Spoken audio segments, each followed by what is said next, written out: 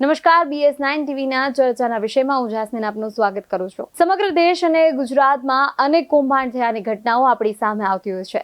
પરીક્ષામાં કૌભાંડ, રોડ રસ્તાના કૌભાંડ, સસ્તા અનાજના કૌભાંડ, જમીન મકાન, સરકારી ભરતીમાં તો સર્ટિફિકેટ જેવા અનેક કૌભાંડ ઉજાગર થતા હોય છે। ત્યારે રાજકોટમાંથી આવું જ એક કૌભાંડ સામે આવ્યું છે કે જે ખાસ મહત્વનું એવું બોગસ એલસીનું કૌભાંડ સામે આવ્યું છે। વારંવાર આવી ઘટનાઓ આપણી સામે આવતી હોય છે, ત્યારે ચર્ચાના વિષયમાં આજે આપણે બોગસ એલસી કૌભાંડ વિષય પર ચર્ચા કરીશું। રાજકોટમાંથી એક બનાવ કૌભાંડનો સામે આવ્યો છે। રાજકોટમાં સમાજ કલ્યાણ વિભાગે બોગસ એલસી આપવાનો પર્દાફાશ કર્યો છે। બોગસ દસ્તાવેજનું કૌભાંડ અમદાવાદના એએમસીનું બનાવટી ડિજિટલ બર્થ સર્ટિફિકેટ કૌભાંડનો પર્દાફાશ થયો છે। ધોરણ 10 પાસ આરોપીએ યુટ્યુબ ચેનલથી નકલી ડોક્યુમેન્ટ બનાવવાનું શીખ્યો હતો, જેણે સૌથી વધુ ડોક્યુમેન્ટ બનાવી કૌભાંડ આચર્યું હતું। આરોપીએ નકલી ડોક્યુમેન્ટ બનાવવાનું શીખીને અનેક લોકોને લોન અપાવી છે।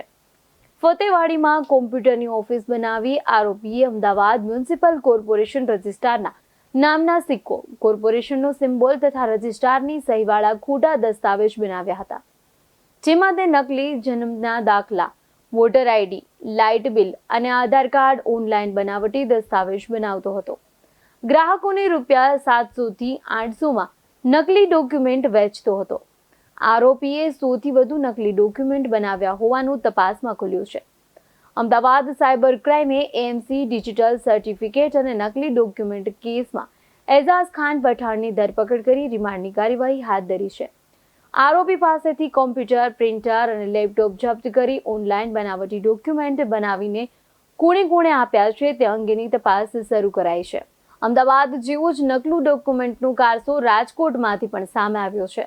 સમાજ કલ્યાણ વિભાગે બોગસ એલસી આપવાનો પર્દાફાશ કર્યો છે। રાજકોટ સમાજ કલ્યાણ વિભાગના અધિકારી દ્વારા પકડી પાડવામાં આવ્યું છે નકલી એલસીનું કૌભાંડ। સમાજ કલ્યાણ વિભાગના અધિકારી જે બારોટ અને કર્મચારી પાર્થ મયર દ્વારા કૌભાંડ પકડવામાં આવ્યું।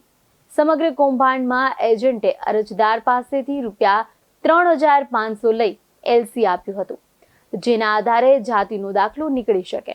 જાતિના દાખલા માટે જ્યારે અરજદારે અધિકારી સમક્ષ એલસી રજૂ કર્યું, ત્યારે તે એલસી નકલી હોવાનું સામે આવતા સમગ્ર મામલો પ્રદ્યુમનનગર પોલીસ સ્ટેશન સુધી પહોંચ્યો હતો। મીડિયા સાથે વાત કરતા વકસ્તી જાતિ ખાતાના નાયબ નિયામક જે બારોટે જણાવ્યું કે નકલી એલસી તેમના ધ્યાને આવતા તેઓ અરજદારની ઉલટ પૂછપરછ કરી હતી, જેમાં અરજદારે સત્ય હકીકત જણાવી હતી।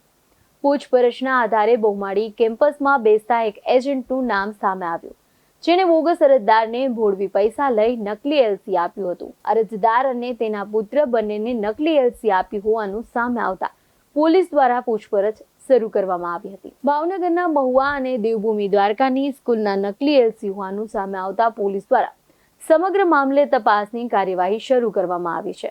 નાયબ નિયામક પુરોહિત નામના શખ્સની વધુ પૂછપરછ કરતા સામે આવ્યું કે આ બંને એલસી તે જ અરજદાર અને તેના પુત્રના નામના કાઢીને આપ્યા હતા, જ્યારે અરજદારના પુત્રનું એલસી કલ્યાણપુર તાલુકાનું હતું અને પિતાનું એલસી મહુવા તાલુકાનું હોવાનું સામે આવ્યું છે। જ્યારે અરજદાર અને તેના પુત્રને પૂછવામાં આવ્યું કે તેઓ ખરેખર આ શાળામાં ભણ્યા છે, તો તેમને કોઈ પણ અભ્યાસ આ શાળામાં કર્યો ન હોવાનું જાણવા મળ્યું છે। તે બંને રાજકોટમાં જ રહેતા હતા। બીજી તરફ પુરોહિત નામના શખ્સને પૂછતા તેણે આ બોગસ એલસી યોગેશ નામના શખ્સે આપ્યો હોવાનું ખુલ્યું હતું। હાલ આ સમગ્ર મામલે પ્રદ્યુમનનગર પોલીસ દ્વારા 4 શખ્સોની અટકાયત કરી વધુ કાર્યવાહી હાથ ધરવામાં આવી છે। નરેશભાઈ ત્યાં બહુમાળીમાં ગયા હતા અને નરેશભાઈને જે આ બધું કૌભાંડ ને બધું ચાલતું હતું ત્યાં નરેશભાઈ મને ફોન કર્યો, મનીષાબ આ રીતનું અહીંયા બધું બને છે, તમે આવી જાઓ। એટલે હું ત્યાં ગઈ, પણ ખૂબ હું તો પહેલાં બહુમાળીમાં જે ઓબીસીના જે બારડ સાહેબ છે અને પાર્થભાઈની હું એ લોકોને ખૂબ અભિનંદન આપું છું કે ખરેખર જે કોઈ ડોક્યુમેન્ટ આજે આપે છે તો ડોક્યુમેન્ટ વાંચી અને જે ખરેખર આજે આ ડુપ્લિકેટ દાખલા બનાવ્યા છે, બાકી ખરેખર તમે આપણે સર્ટી જોવો તો ડુપ્લિકેટ છે એવો ખ્યાલ જ ન આવે, કારણ કે જે અહીંયા રૂખડિયામાં જે લોકો રહે છે અને આજે એક જણાનું સર્ટી દ્વારકાનું છે અને એક જણાનું ભાવનગરનું છે, કે જે ભાવનગરની હદ કઈ બાજુ છે એ જેને ખબર નથી તો આવા સર્ટીઓ બનાવી અને ખરેખર આ સર્ટીની ખાલી એક સ્કૂલમાં દેવા પૂરતી જરૂરિયાત હોય છે, બાકી ક્યાંય આની જરૂર હોતી નથી, છતાં આવા સર્ટીઓ ડુપ્લિકેટ બનાવી અને જે ખરેખર રાજકોટની કે કોઈ પણ જગ્યાની સરકારી ઓફિસો પર કલેક્ટર ઓફિસ હોય, બહુમાળી હોય કે કોર્પોરેશન હોય, કોઈ જગ્યાએ આવા એજન્ટો હોય ને, એજન્ટો નામે જ ચોકડી મારે અને એજન્ટો જ ન જોઈએ, કારણ કે એજન્ટો અને પ્રજા બેને આવી ટેવ પડી ગઈ છે કે પ્રજાને ડબલ પૈસા 3500 રૂપિયા દઈ દેવા, અમારું કામ થઈ ગયું, બરાબર. અને એજન્ટોએ 3500 લઈ દીધા, એનું કામ થઈ ગયું. પણ ખરેખર વચ્ચે જે સાચી વ્યક્તિ છે એ લોકો પીસાય, અને જ્યારે આવું સાચું કૌભાંડ બહાર આવે ત્યારે ખરેખર સાચી વ્યક્તિ હોય અને એ લોકો ત્યારે પોતાની નોકરીમાંથી સસ્પેન્ડ થાય છે. અને આપણે એમ કહીએ છીએ ડુપ્લિકેટ પકડાય છે, ડીવાયએસપી ને આવા બધાય, પણ ડુપ્લિકેટો આવા લોકો ક્યારે પકડાય છે? કે ખરેખર આવા ડોક્યુમેન્ટ ડુપ્લિકેટ બને છે તો આવા લોકો ડુપ્લિકેટ પકડાય છે. તો ખરેખર એટલું કે વચ્ચેના દલાલો ને એજન્ટો છે, આના માટે જ આપણે કલેક્ટર સાહેબને કહેવાનું થતું હોય તો કલેક્ટર સાહેબને અમારા દ્વારા કહેવડાવી કે કોઈ પણ સરકારી ઓફિસોમાં એજન્ટો નામે બધું બંધ કરે, કે જેથી કરીને આવું ન થાય. અને પ્રજાને ખાસ મારી એટલી વિનંતી કે તમારા કોઈ ડોક્યુમેન્ટ કે તમારે કોઈ પણ જગ્યાએ ક્યાંય ઓફિસોમાં જવાનું હોય ને તમારા ડોક્યુમેન્ટ માંગતા હોય તો તમે એટલું કરો કે તમે જે અધિકારીઓ ત્યાંના હોય તેને મળો. એની પાસેથી તમને વ્યવસ્થિત જવાબ ન મળે તો તમે મેઇન જે ઓફિસર સાહેબ હોય એમને મળો, અમારા જેવાનો સંપર્ક કરો. પણ જે આવા એજન્ટો છે ને, એજન્ટોનાથી કામ કરવાનું બિલકુલ બંધ કરો અને આવા ડબલ પૈસાનું બંધ કરો. આમાં ખરેખર સાચી વ્યક્તિ હોય અને સાચા લોકો જે હોય છે તો વધુ તકલીફ એમને પડે છે. હું આજે બહુમાળીમાં દર અઠવાડિયે એક મુલાકાત લઉં છું, તો ત્યાં બે એજન્ટ દ્વારા આ દેવી પૂજક ભાઈઓ બે દાખલો કઢાવ્યા, 3500 રૂપિયા ચાર્જ દીધો. મેં માથે રહીને જોયું, તે જે સ્કૂલનું સર્ટિફિકેટ છે, એક દ્વારકાનું છે, એક મોવાનું છે. એ ભાઈ એક ભાઈ ખુદ ફરિયાદી છે અને એના બાપાએ ફરિયાદી છે.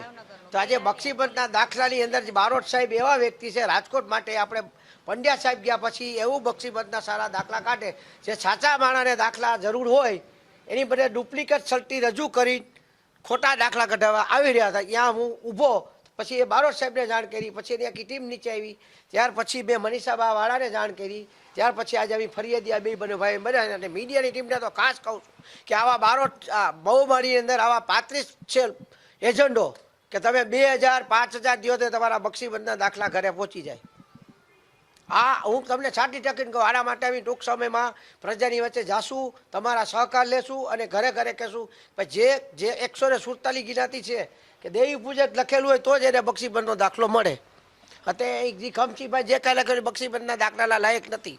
એ ભાઈ આ ભાઈ ભણ્યા છે રાજકોટમાં 10 નંબર સ્કૂલમાં અને આ રૂખડિયામાં 5 નંબર સ્કૂલમાં ભણ્યા છે.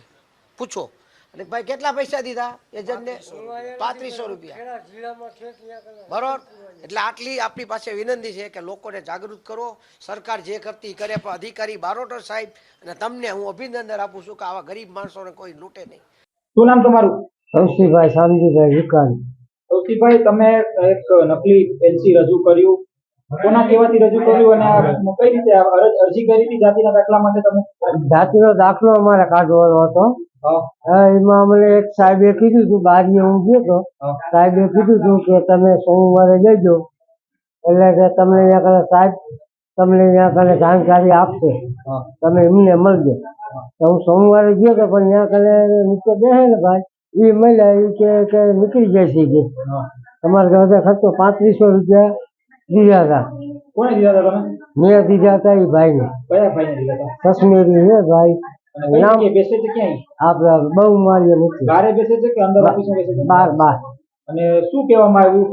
એ કે થઈ જાય છે, બસ કે જાતિ દાખલો કે આવી જાય તમારે, નીકળી જાય છે. કેટલા ક્યારે તમે એમાં એક વખત 1000 દીધા હતા, પછી 2500 રૂપિયા દીધા, એમ કરી 3500 રૂપિયા દીધા. તમે અરજદાર છો તો ક્યાંથી આવો છો? રૂખડિયા ફાટક દક્ષર, રાજકોટ રૂખડિયા ફાટક દક્ષર. અને તમે ક્યારે સ્કૂલમાં? ના એ બાજુ ક્યાંય ભણ્યો નથી. ભણ્યો તો હું ખેડા જિલ્લા બાજુ, ખેડા જિલ્લા બાજુ હું ભણ્યો હતો. એક જ વર્ષ. કયા સ્કૂલમાં એલસી આપવામાં આવી? એ કાંક આ બાજુ જુનાગઢ બાજુ ને એ બાજુ કાંઈક કહેવાય છે, મહુવા બાજુ ને એ બાજુ કાંઈ આપણે કાંઈ ગયા નથી. એટલે તમને ન લાગ્યું કે ખોટું છે? અમે સાહેબ અમે તો અભણ માણસ, એટલે અમારે તો ખાલી સાહેબ આ જાતિ ઓલામાં આવતું હોય કે ભાઈ દેવી પૂજક એને કાંક જગ્યા નીકળે એટલે અમારે વાઘની દેવી પૂજક વિકાને જો એમ. અત્યારે અધિકારી તમને લઈ આવ્યા અહીંયા પોલીસ સ્ટેશનમાં? હા એ સાહેબોની હારત છે. અને પૂછપરછ થઈ તમારી ક્યાં કરે? પોલીસ સ્ટેશનમાં. હા, પૂછપરછ થઈ જાય કે શું કર્યું શું નહીં. તમે કોણ હતા એ જે અધિકારી જે ભાઈ હતા એ એજન્ટ, શું નામ હતું એજન્ટ? ના એ કઈ ખબર નથી આપણે. આજે સવારે બહુમાળી ભવનનું જનસેવા કેન્દ્ર છે એ ખાતે જાતિના દાખલા માટે એક અરજદાર આવેલા, વિકાણી સૌસીભાઈ શામજીભાઈ નામના. હવે એમના લિવિંગ સર્ટિફિકેટમાં હિન્દુ ધારકીય જાતિ લખેલી હતી, એટલે અમારા ક્લાર્કે એવું કહ્યું કે ધારકીય જાતિનો સમાવેશ બક્ષીપંચમાં થતો નથી અને તમને દાખલો ન મળી શકે. એટલે એ અડધો પોણો કલાક પછી એલસી લઈને આવેલા બીજું, અને એમાં વાઘરી દેવી પૂજક એવું લખેલું. એટલે એને કડક થઈને પૂછ્યું કે ભાઈ આ લાવ્યું ક્યાંથી તમે? તો કે અહીંયા નીચે મળે છે એમ. અને એની સાથે એના પુત્ર રસિકનું પણ આવું એલસી લઈને આવેલા. એટલે ભાઈ ક્લાર્ક અને બંને અરજદારોને લઈને મારી પાસે આવ્યા અને અમે કડક પૂછપરછ કરી કે ભાઈ તમે ક્યાંથી લાવ્યા એમ. તો કે સાહેબ નીચે કોઈક પુરોહિતભાઈ કરીને છે, એ અમે 3500 રૂપિયા આપ્યા છે. ગઈકાલે 1000 આપ્યા હતા ને આજે 2500, એમ કરીને 3500 રૂપિયામાં 2 એલસી લઈને આવ્યા છે. એટલે એ ભાઈ પુરોહિતને બોલાવેલા એ લોકોએ કે સાહેબ બોલાવે છે આવો. એટલે એ ભાઈ આવ્યા અને મેં પૂછપરછ કરી ત્યારે કહ્યું કે હા સાહેબ કે મેં 3500 રૂપિયા લીધા છે અને મેં એલસી આપ્યું છે. હવે પુત્રનું એલસી છે કલ્યાણપુર તાલુકાનું અને પિતાનું એલસી છે મહુવા તાલુકાનું, ભાવનગર જિલ્લાનું. મેં પૂછ્યું કે તમે ત્યાં ભણેલા છો ભાઈ? ત્યાં ના કે સાહેબ અમે તો જોયું જ નથી, અમે તો રાજકોટ રહીએ છીએ એમ. પછી અને પુરોહિતભાઈને કહ્યું કે તમે આ ક્યાંથી લીધું? કે મને યોગેશભાઈએ આપ્યું એમ. તો કીધું યોગેશભાઈને બોલાવો. તો કોઈક બહુમાળીમાં હશે નીચે યોગેશભાઈ, એ પહેલાં તો ના જ પાડી કે હું નહીં આવું એમ. પણ એમને કડક કહ્યું કે સાહેબ પોલીસ મોકલશે, જો તમે નહીં આવો તો પોલીસ કેસ કરવા માગે છે. એટલે આવ્યા અને મને હાથ જોડીને વિનંતી કરવા લાગ્યા કે સાહેબ મારી ભૂલ થઈ ગઈ છે અને હવે આવું હું ક્યારેય ખોટું પ્રમાણપત્ર નહીં આપું એમ. મેં કહ્યું કે ચલો માફ કરશું, પણ તમે કેટલા આપ્યા અત્યાર સુધી એ મને જણાવો. તો એ કે મેં આ પહેલું જ આપ્યું છે અને ખરેખર આ ખોટું છે હું પણ જાણું છું, પણ હવે નહીં આપી શકું. એટલે મારે ન છૂટકે પછી પોલીસ ડિપાર્ટમેન્ટમાં જાણ કરવી પડી. કેમ કે બોગસ એલસીના આધારે બોગસ દાખલો લેવો એક ગુનો બને છે અને એના કારણે જે રિઝર્વેશનનો લાભ બોગસ લોકો લઈ જાય છે. એટલે આમ તો એલસીમાં સુધારો કરી શકાતો જ નથી, સિવાય કે જે ઓથોરિટી કરનાર પ્રિન્સિપાલ કે આચાર્ય હોય એ જ સુધારો કરી શકે. એટલે આખું આ તો સુધારો નથી કર્યો, પણ બોગસ પ્રમાણપત્ર આપી દીધું છે અને એના આધારે અમારી ટીમની સતર્કતાને કારણે આખું આ પકડાઈ ગયું છે. સર, ખાસ કરીને કોની સામે આપણે ફરિયાદ નોંધાવી છે? કયા કયા વ્યક્તિઓ સામે? આમ તો વ્યક્તિઓ જે છે, જે અરજદારો જે છે એને દાખલો તો હજી સુધી મેળવ્યો જ નથી. એટલે જે અરજદારો જે છે બંને, એમને 3500 રૂપિયા બોગસ એલસી માટે આપેલા છે. એટલે એ લાભાર્થીઓ જ ખરેખર એ લોકો જ પોલીસ કેસ કરી શકે એમ. તો આપણે સાહેબ ફરિયાદી ન બની શકીએ? ના, હજી સુધી મારા કેસ મેં કંઈ દાખલો આપ્યો જ નથી એમ. બોગસ એલસી છે આ.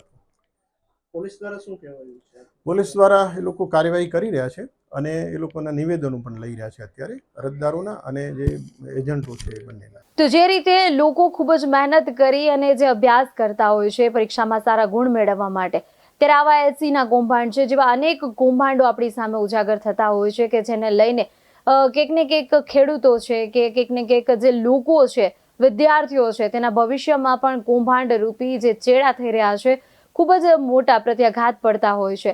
ત્યારે સતત કૌભાંડ સામે આવતા હોય છે. આ કૌભાંડ અટકવાનું નામ નથી લેતા. તો ક્યારે આ કૌભાંડ અટકશે તે તો હવે જોવાનું જ રહ્યું. એક નવા વિષય સાથે ચર્ચાના વિષયમાં ફરીથી મળીશું. જોતા રહો BS9 TV ન્યૂઝ. નમસ્કાર.